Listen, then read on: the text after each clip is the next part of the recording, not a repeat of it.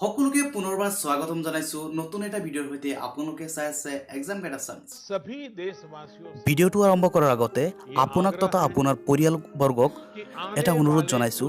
আমাৰ দেশৰ প্ৰধানমন্ত্ৰী নৰেন্দ্ৰ মোদী ডাঙৰীয়াই আহ্বান কৰা লকডাউন ব্যৱস্থাক আহক আমি সকলোৱে ঘৰত থাকি নিষ্ঠাৰে পালন কৰোঁ তেতিয়াহে আমাৰ দেশখন এখন কৰোনামুক্ত ৰাষ্ট্ৰ হৈ পৰিব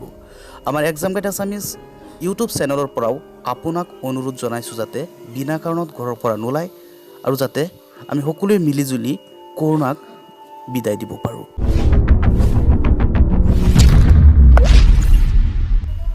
সমগ্ৰ দেশজুৰি কৰোনা ভাইৰাছে আতংক সৃষ্টি কৰাৰ সময়তে ছাত্ৰ-ছাত্ৰীৰ মাজত দুটা খবৰে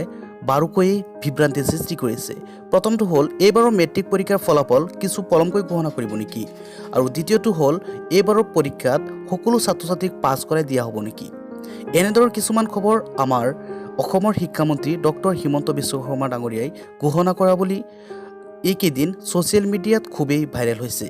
কৰোনা ভাইৰাছৰ কাৰণে যিহেতু সমগ্ৰ ভাৰতৰ লগতে অসমখনকো কৰা হৈছে লকডাউন গতিকে এই সময়ছোৱাত সকলো চৰকাৰী বেচৰকাৰী শিক্ষানুষ্ঠানকে আদি কৰি সকলো অফিচ বন্ধ ৰখাৰ নিৰ্দেশ জাৰি কৰিছে গতিকে হয়তো বহি চোৱাৰ কামটো কিছু পৰিমাণে পিছুৱাই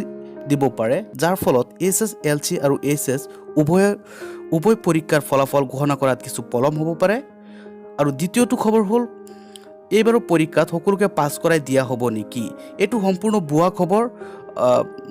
শিক্ষামন্ত্ৰীয়ে এনেধৰণৰ কোনো খবৰ এইকেইদিনত ঘোষণা কৰা নাই বন্ধু-বান্ধৱীসকল